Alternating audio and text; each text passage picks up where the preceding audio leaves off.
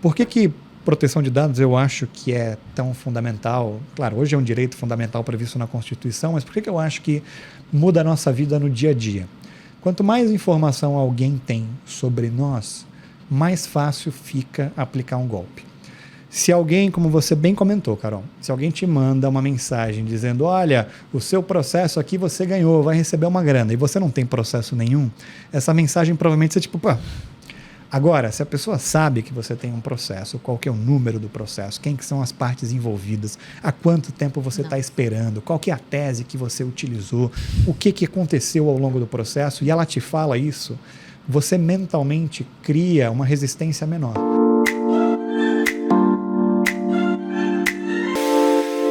Boas-vindas ao Bate-Papo Auro, o podcast que acredita que a carreira jurídica é feita de escolhas reais, corajosas e muitas vezes surpreendentes. Aqui a gente fala sobre advocacia e inovação, com leveza, profundidade e um toque de caos criativo. Porque ninguém disse que advogar seria fácil, mas pode sim ser mais leve. Hoje a gente recebe alguém que entende muito de um dos temas mais estratégicos da atualidade: proteção de dados. E ele veio com lições práticas. Afinal, a LGPD completa 5 anos este ano, em 2025, e ainda gera dúvidas sobre o que muda de fato na rotina da advocacia. Felipe Palhares é sócio da área de proteção de dados e cybersecurity do BMA Advogados, professor em escolas como FGV, INSPER e IBMEC, e a única pessoa do mundo com todas as certificações da International Association of Privacy Professionals. É muito internacional. Muito internacional. Além disso, ele foi reconhecido como um dos melhores advogados de proteção de dados do mundo, com menos de 40 anos, pela Global Data Review, eleito Lawyer of the Year em 2023, e ainda mantém o podcast Nuvem Privada. Felipe, boas-vindas. É um prazer conversar com você. E para começar, vamos lá. Como é que você chegou nesse universo tão técnico e estratégico? Conta pra gente. Carol, primeiro, você e a Lila são muito gentis. Eu vou levar vocês para me apresentar em clientes, que é bem melhor do que eu fazendo qualquer apresentação. Mas como eu cheguei nesse mundo de proteção de dados quase ao acaso. Eu já advogava há muito tempo, fui fazer um mestrado em Nova York, era um mestrado que não tinha nada a ver com a LGPD, nada a ver com proteção de dados, era um mestrado em Direito Societário. E daí, durante o mestrado, você podia escolher matérias aleatórias. Então, você tinha matérias obrigatórias de Direito Societário, M&A e tal, e tinha matérias que você podia escolher a bel prazer. E daí, uma das matérias chamava Information Privacy Law. Pensei, oxe, que diabos é isso aqui, né? Vou fazer esse negócio. E daí, durante a matéria, descobri que era uma área não só encantadora, mas era uma área muito internacional. Naquele momento, eu morava em Nova York, eu queria ficar em Nova York, eu não queria nunca mais voltar para o Brasil, porque eu tinha aquela cabeça de, nossa, estou aqui, que delícia. Eu sou de Floripa, naturalmente, não sou de São Paulo. Quando eu fui para Nova York, para mim, Nova York tinha uma sensação de que era o melhor dos dois mundos. É uma ilha, tipo Florianópolis, e é uma cidade tipo São Paulo, cheia de coisa para fazer, opção gastronômica, centro de negócios. Então era assim, pô, tô no lugar ideal. Tenho tudo que eu sempre tive e até melhor. E eu queria muito ficar fora do Brasil. Daí eu olhei para esse tema, falei, vou começar a estudar esse tema. Talvez esse tema me dê mais chances de ficar aqui. De repente eu acho alguma vaga com isso e a minha bagagem no Brasil seja útil. Porque o direito norte-americano e o direito brasileiro são muito diferentes, né? Os direitos de países diferentes são muito distintos. Mas esse era um tema que me chamou a atenção, que eu disse, pô, isso aqui pode surgir algo muito legal. Lá fora era justo o momento em que o Regulamento Europeu de Proteção de Dados, o GDPR, tinha sido aprovado, não tinha entrado em vigor ainda, mas estava para entrar em vigor. E daí eu olhei para esse tema, comecei a estudar a matéria, achei muito legal, e mais do que isso, olhei, pô, quando é que esse tal desse Regulamento Europeu vai entrar em vigor? A data era a data que eu ia completar 30 anos de idade. Eu falei, se isso não é um sinal, pode ser que eu tenha escolhido o sinal, mas se isso não é um sinal, não sei o que é. Eu me joguei em proteção de dados, comecei a estudar muito tema lá fora, voltei para o Brasil, continuei estudando o tema, me dedicando nessa área, e tive muita sorte ao longo do caminho, porque a LGPD foi aprovada um pouco depois que eu voltei, e o mercado brasileiro mudou completamente. Antes a gente não tinha uma lei específica de proteção de dados. A LGPD foi a primeira legislação a tratar especificamente sobre isso. A gente tinha outras leis que a gente tem até hoje que abordam em certa medida temas como privacidade e proteção de dados. Tem lá no CDC, no Código de Defesa do Consumidor, tem no Marco Civil da Internet, mas não tinha uma lei só para isso. Então, Enfim, uma longa história de uma forma um pouco mais resumida, muito ao acaso. Muito legal. E sua trajetória une escritórios, academia, atuação internacional e empreendedorismo. Sempre foi esse seu plano? O que te moveu a atuar nesse ponto de interseção entre direito, dados e tecnologia? Você contou um pouquinho do que te levou, mas o plano mudou no meio do caminho. Qual era seu plano antes? Como é que foi toda essa transição aí? Lila, o plano mudou pra caramba. A verdade é que nem para fazer direito era para eu ter feito. Quando eu era adolescente, o que eu queria fazer da minha vida era ser publicitário. Pensei, vou fazer publicidade, é o que eu mais gosto e tal. Mas eu tenho família com tradição de advocacia. Meu pai é advogado, meu avô era advogado, meu tio é advogado. E, obviamente, você tem aquele meio que empurrão da família, né? Faz direito é bom para tudo, direito é útil para qualquer coisa. E eu fiz, na época, um combinado com meu pai. Eu disse, pai, vamos fazer o seguinte, eu morava em Floripa ainda. Na Universidade Federal de Santa Catarina não tem publicidade, mas tem direito. Então, eu tento prestar direito na Federal e presto publicidade numa faculdade privada. Passei na faculdade privada, mas obviamente não passei em direito na Federal, não tinha estudado para isso, nem queria fazer direito, a verdade é essa. Mas quando eu fui fazer a matrícula de publicidade, na época a internet não era um negócio assim tão avançado, eu liguei para a faculdade e perguntei quando que é a data da matrícula. Daí me falaram uma data, não sei, 10 de janeiro. Cheguei lá 10 de janeiro, descobri que era a segunda chamada. E eu tinha passado na primeira chamada, então eu perdi a minha vaga em publicidade. Meu pai queria me matar, me deserdar, tirar meu sobrenome. Eu só tenho um sobrenome, seria muito difícil ser só Felipe, tem muitos Filipes nesse mundo. Com certeza. Daí eu, então vou fazer direito e ao mesmo tempo eu consegui depois de um período recuperar minha vaga em publicidade, fiz direito, mas eu sempre gostei muito de tecnologia. Eu sempre fui assim, aquele menininho do TI, sabe? Que fica lá mexendo nas coisas, quer abrir videogame, computador, super fascinado por tecnologia da informação. Só que levou muito tempo para eu conseguir misturar essas coisas e trabalhar com as duas coisas ao mesmo tempo. O direito é uma área muito tradicional. Encontrar tecnologia com direito é hoje algo que é frequente. Mais que 10 anos atrás, 15 anos atrás, não era tanta coisa que você tinha para falar.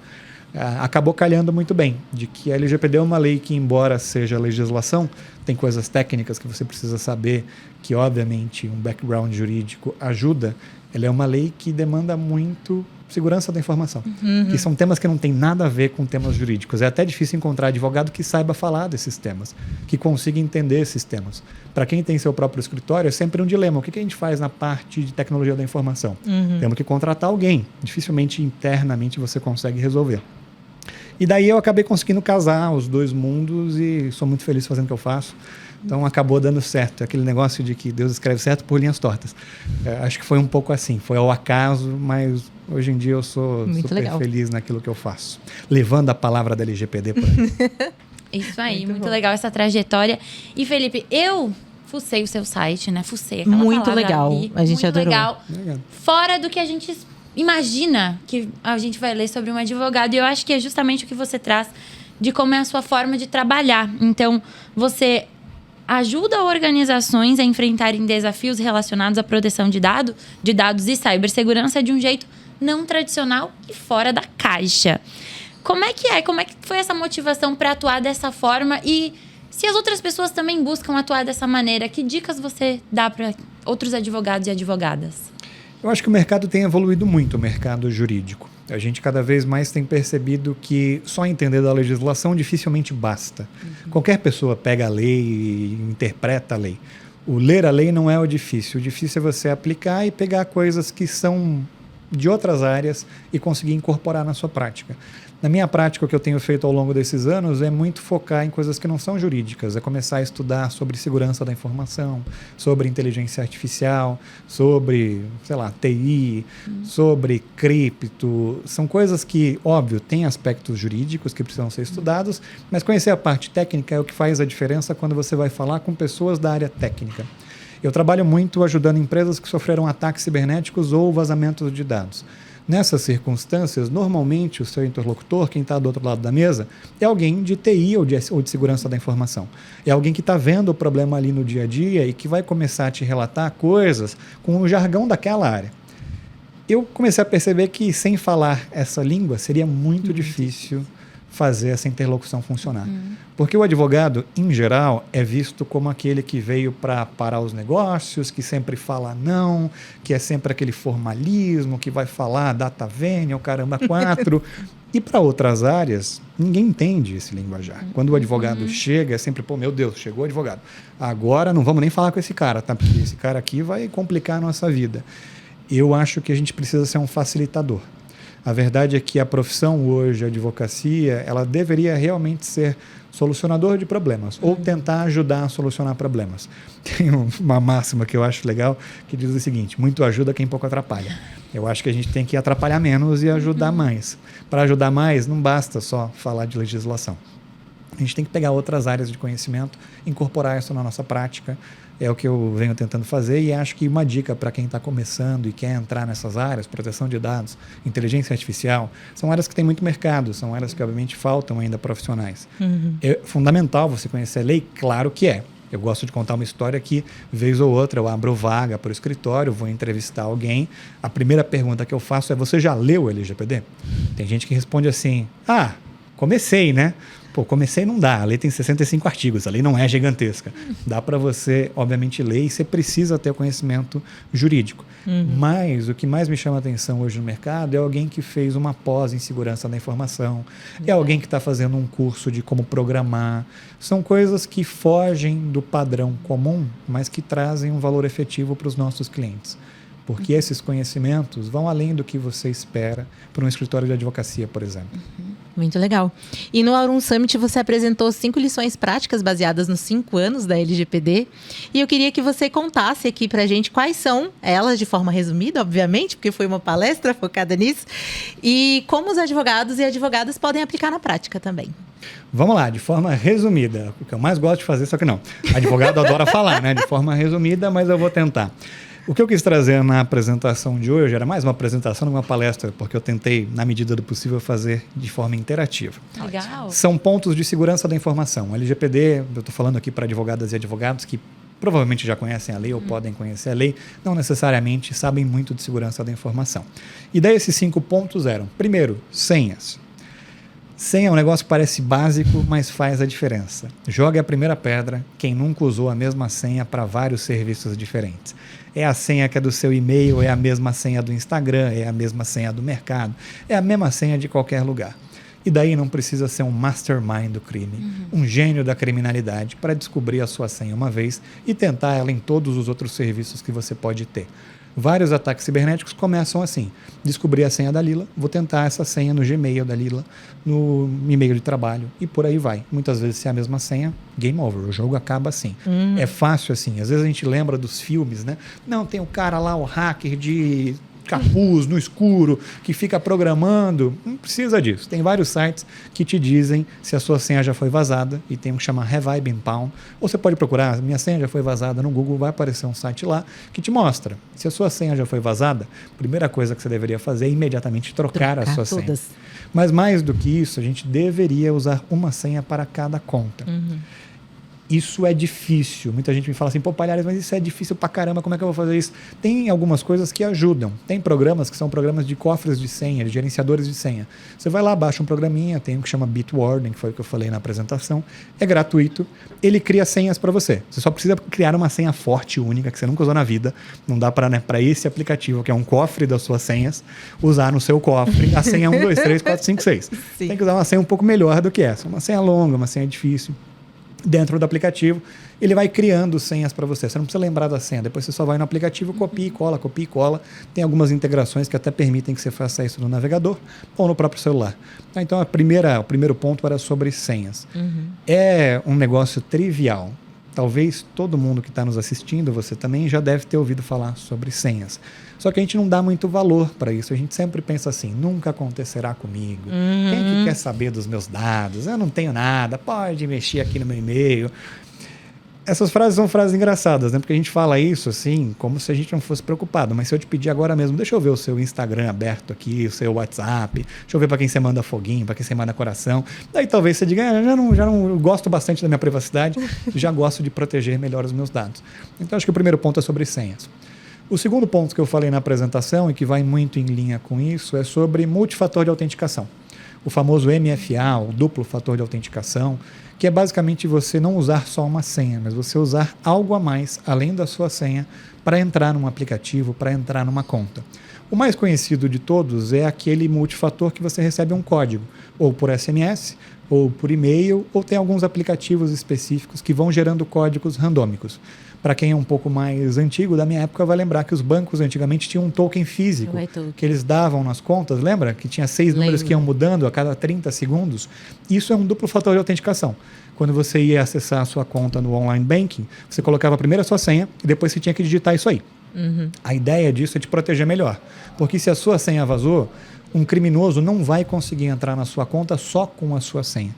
Então, mais do que ter uma senha para cada coisa, você deveria incorporar um multifator de autenticação em todas as contas que você usa. Tem no WhatsApp, tem no Gmail, tem no Hotmail, tem no Outlook. Quase todas as coisas que a gente usa frequentemente no dia a dia. Tem uma opção que você vai lá em configuração, duplo fator ou multifator de autenticação, que você consegue habilitar.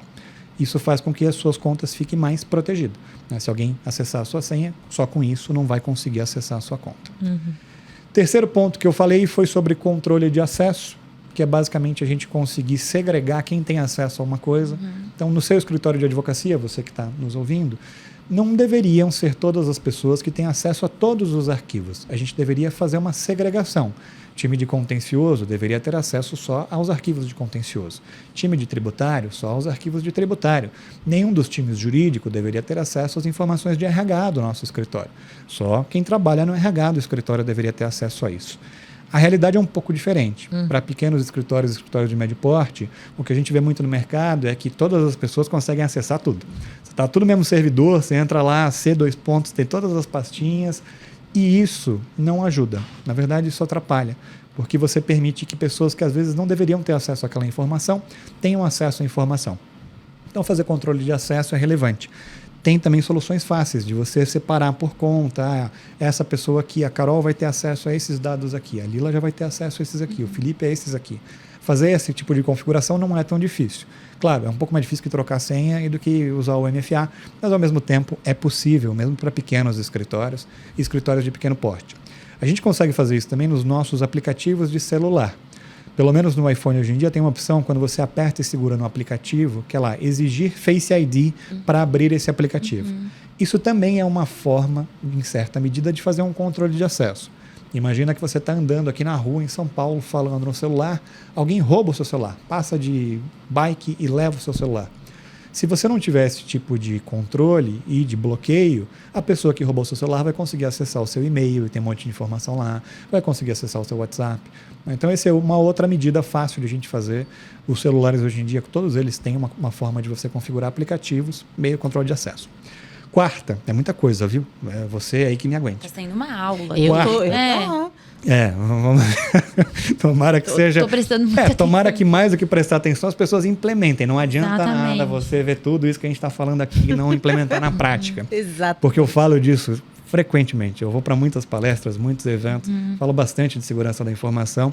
E o que eu mais vejo é que assim, eu falo para a pessoa diz, que legal, mas também tchau, né? Que legal, mas eu vou continuar com a minha senha 1, 2, 3, 4. Que legal a minha senha 1, 2, 3, 4, eu faço pra caramba, vou ficar baixando aplicativo.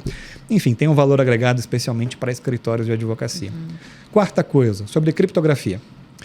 Um arquivo criptografado é aquele que a gente não consegue acessar sem uma senha, normalmente. Então, você recebeu um arquivo, se ele está criptografado, você vai abrir o arquivo, ele pede uma senha. Se você não tiver essa senha, você pode tentar abrir o arquivo quantas vezes você quiser, que você não vai conseguir. A pessoa que recebeu aquela informação não vai ter acesso a esses dados. Isso vai quase um pouco que na mesma linha de segregar os acessos. Se você começa a criptografar os arquivos das suas petições, por exemplo, você vai mandar para o seu cliente para ele olhar. Se alguém acessa o e-mail do seu cliente indevidamente e tem aquele arquivo lá, se ele não está criptografado, um terceiro vai ter acesso a essa informação. Se ele está criptografado, você manda o arquivo por e-mail para o seu cliente e manda a senha para o WhatsApp, por exemplo. Porque também não adianta nada você criptografar o arquivo, colocar uma senha e dizer assim, segue o arquivo, a senha é essa. A pessoa que pegou aquele e-mail vai saber que teu arquivo está ali e a senha é aquela lá.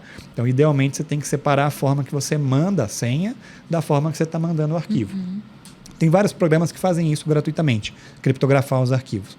Tem um que chama Cryptomator, você pode procurar lá, ou você procura outra solução. Mas tem coisas que a gente consegue fazer no dia a dia que são ainda mais práticas. No Word, por exemplo, tem uma opção que o próprio Word permite que você coloque uma senha. Como é que você faz? Você vai lá e clica em arquivo, lá na aba, clica em arquivo, depois você vai clicar numa opção que chama informações, e depois você vai clicar numa opção que aparece, chama proteger este arquivo. Lá tem uma opção para você criptografar aquele arquivo com uma senha, no próprio Word. Não precisa baixar nenhuma solução diferente. Tem isso também no Excel. Então, se você trabalha muito com Word e Excel, você consegue colocar uma senha, criptografar os seus arquivos, mandar ele de forma mais protegida para os seus clientes, ou até guardar ele de forma mais protegida. Quando você coloca arquivos num pendrive, por exemplo, ou numa nuvem pública, dessas, né, que você consegue utilizar ali ao longo do caminho, o melhor dos caminhos seria criptografar esse arquivo antes disso. E daí, a última coisa que eu falei é sobre plano de resposta a incidentes. Um incidente de segurança, algo como um vazamento de dados, é uma coisa que tem uma máxima no mercado que diz também: um incidente de segurança não é uma questão de se acontecerá, mas de quando acontecerá. Todas as empresas vão passar por um incidente de segurança, porque às vezes são coisas triviais. Se você mandar um e-mail para o destinatário errado e tiver dado pessoal lá, isso é um vazamento de dados. É simples assim. Quem nunca mandou um e-mail para o destinatário errado, jogue a primeira pedra. Se você manda e-mails frequentemente para o Felipe Palhares e para o Felipe Palmares também, você começa a preencher, dá um tab ali, de repente já foi para a pessoa errada. Acontece muito. Isso é um vazamento de dados. E você tem que estar preparado para quando isso acontecer, porque se vai acontecer em algum momento, espero que não agora, o ideal é que a gente saiba o que a gente deveria fazer nessa hora. É criar um plano de resposta a incidentes de segurança. É um passo a passo. Se isso acontecer, eu vou ligar para o Felipe Palhares, ou eu vou fazer isso aqui, ou eu vou acionar o meu seguro. Enfim, é meio que criar esse passo a passo. Tem poucos escritórios de advocacia de pequeno porte e de médio porte que têm isso.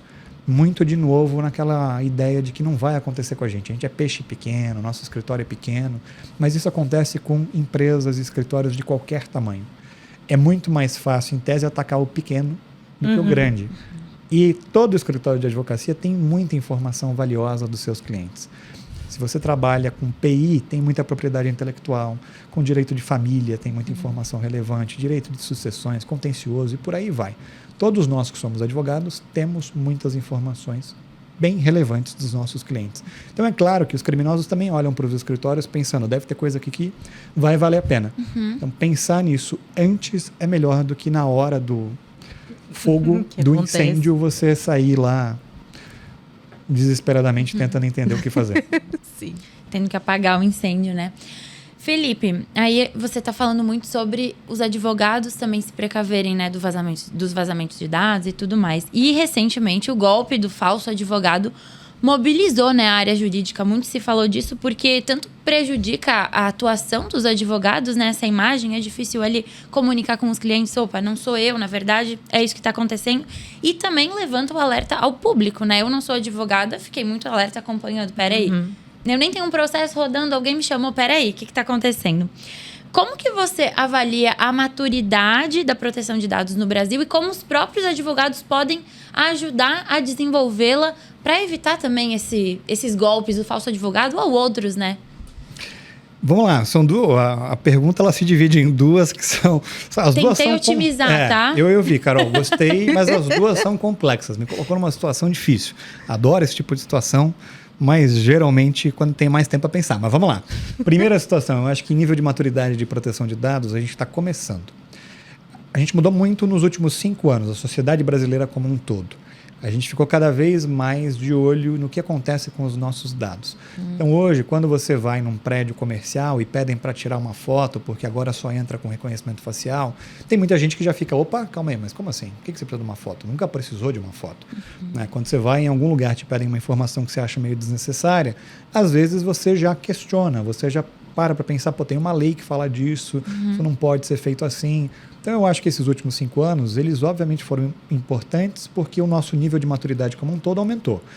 Não aumentou tanto assim. Tem um monte de advogado e advogado que ainda sequer sabe que a LGPD existe ou o que é a LGPD. Tem vários escritórios que nunca ouviram falar ou nunca fizeram nada para adequar as suas práticas à legislação. Acho que esse desafio é um desafio fundamental para todas as advogadas e advogados.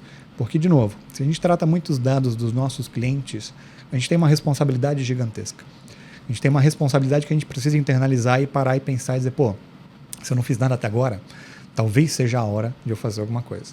A gente já tem um órgão regulador que tem atuado, que tem fiscalizado alguns casos específicos, e é meio óbvio que em algum momento, como você pode sofrer um incidente, você vai precisar parar para olhar para a legislação e talvez até se comunicar com o órgão regulador.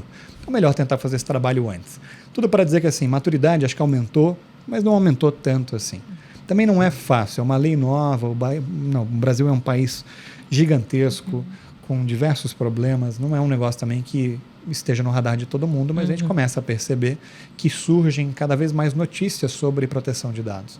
O negócio das portarias de prédios, recentemente saiu em tudo quanto é jornal. Todo jornal dizia, a pessoa foi no prédio, não conseguiu entrar, precisava de reconhecimento facial. Chama a atenção, né? São casos que começam a chamar a atenção. O seu segundo ponto é um pouco mais difícil. Como é que a gente ajuda a diminuir as fraudes? Essa parte é bem complexa, porque você tem que pensar o seguinte, enquanto a gente está aqui gravando esse podcast, tem um bandido que está pensando em como é que ele vai aplicar o próximo golpe. A única coisa que ele faz 24 horas por dia é isso, é pensar em como é que ele vai fraudar alguém, como é que ele vai melhorar a artimanha, como é que ele vai se sofisticar ainda mais. Enquanto a gente está fazendo coisas lícitas e sérias, tem outra pessoa que está pensando justo o oposto. E é muito difícil você conseguir antecipar tudo o que pode acontecer. Os golpes têm se tornado cada vez mais sofisticados. O golpe do falso advogado vem muito da linha de que você consegue acessar em alguns tribunais documentos de processos. Qualquer pessoa consegue ir lá se cadastrar e acessar. Ou até pegar um acesso de um advogado que ou já morreu, ou é um advogado que não atua mais, mas tem ainda o seu acesso lá, e com base nisso acessar essas informações, copiar e realizar ali golpes com base nessa informação. Por que proteção de dados eu acho que é tão fundamental? Claro, hoje é um direito fundamental previsto na Constituição, mas por que eu acho que muda a nossa vida no dia a dia? Quanto mais informação alguém tem sobre nós, mais fácil fica aplicar um golpe. Se alguém, como você bem comentou, Carol, se alguém te manda uma mensagem dizendo, olha, o seu processo aqui você ganhou, vai receber uma grana, e você não tem processo nenhum, essa mensagem provavelmente você Agora, se a pessoa sabe que você tem um processo, qual que é o número do processo, quem que são as partes envolvidas, há quanto tempo você está esperando, qual que é a tese que você utilizou, o que aconteceu ao longo do processo, e ela te fala isso, você mentalmente cria uma resistência menor. Você pensa assim, essa pessoa realmente deve ser um advogado meu, ou que trabalha no escritório que eu contratei, sabe tudo do meu caso. Isso vale para qualquer coisa. Se alguém sabe que você tem uma condição de saúde que quase ninguém sabe, você vai começar a confiar mais nessa pessoa. Se alguém te liga e diz, a sua conta é essa, o seu endereço é esse, coisas que não são triviais. Não, no meu e-mail todo mundo sabe. Mas se alguém sabe quantos graus você tem de miopia, astigmatismo, o que for, vai dizer, isso aí é meu médico. Quem é que vai saber essa informação? Então, quanto mais informação alguém tem sobre nós, mais ela consegue criar um bom perfil, por assim se dizer, e utilizar isso a favor dessa pessoa. Esse é um problema que cada vez mais os vazamentos de dados trazem. Como boa parte dos nossos dados em algum momento pode ter vazado, a gente consegue criar assim perfis muito próximos. O Felipe gosta disso, não gosta daquilo, vou fazer um golpe utilizando essa informação, enfim. Então é difícil, né? Como é que a gente muda, como é que a gente ajuda a prevenir fraudes? Não é fácil. Talvez começando a falar mais sobre isso ajude as pessoas a ficarem mais atentas, né? Eu fico trazendo a palavra da LGPD por aí, né, Lila? Quando me chamam. Daí eu vou sempre levando a palavra da LGPD, mas não é todo mundo que quer ouvir. Acho que a gente tem que trazer a palavra e as pessoas têm que internalizar que isso é um tema relevante hoje em dia. Eu gosto de fazer um comentário que é o seguinte, esse aparelho aqui, ele carrega toda a nossa vida hoje em dia. É desse tamanho aqui, mas aqui está todas as nossas informações mais relevantes. É difícil você encontrar hoje alguém que tenha um caderninho de telefone e até que saiba telefones de cabeça. Eu sei da minha mãe e do meu pai, dos meus irmãos, eu não tenho a menor ideia. Se um dia eu perder isso aqui, perder acesso à minha nuvem, eu não consigo nem me comunicar com os meus irmãos, porque eu não sei isso. Todas as nossas informações estão nesse aparelhinho aqui. A nossa conta de banco, a nossa vida virou um dispositivo que anda com a gente. E se virou um dispositivo que anda com a gente deveria proteger esse dispositivo o melhor possível. O nosso mundo é um mundo digital, é um mundo de dados pessoais e de dados também não pessoais. Olhar para esse tema é urgente. Maravilha. E a gente chegou ao final do nosso papo, infelizmente. Eu queria ficar aqui horas conversando sobre isso, porque estou me agregando muito com as informações. Confesso que tem muitas coisas a melhorar a partir disso também. Vai trocar sua senha hoje. Vou trocar as minhas senhas. E pra gente encerrar, queria que você desse as palavras finais e também trouxesse informações de como as pessoas podem continuar acompanhando o seu trabalho. Legal. Primeiro, obrigado de novo pelo convite. Um prazer estar aqui com vocês. Espero ter trazido algo que seja útil. As pessoas podem entrar em contato, acompanhar meu trabalho de várias formas. Pode me procurar no LinkedIn, procura lá Felipe Palhares. Pode me procurar no Instagram, @o Felipe Palhares. É só porque não tinha mais o Felipe Palhares normal, então virou o Felipe Palhares. Lá tem um pouco do meu trabalho, tem um pouco do trabalho no escritório, tem uma série de cursos de proteção de dados que estão lá também. Tem o Nuvem Privada, que a Carol comentou, que é um podcast que eu faço sobre proteção de dados, tecnologia. E, enfim, dá para ir para o escritório também, se você precisar de uma ajuda jurídica, procura lá o BMA. Assim dá para me encontrar. Se mandar um pombo, eu recebo também. Sinal de fumaça. Então tá bom. Ótimo, Felipe. Muito obrigada pela sua participação. E você que nos acompanhou até aqui, se a LGPD ainda parecia distante, eu espero que agora ela esteja bem mais próxima da sua prática, da minha está. Compartilha esse episódio com quem merece ouvir e assistir esse bate-papo. E se você ainda não acompanha a Aurum nas redes sociais, somos @aurum.br no Instagram e @aurumbr no TikTok. O Bate-Papo Aurum volta em breve com mais conversas sobre a advocacia em movimento. Até mais!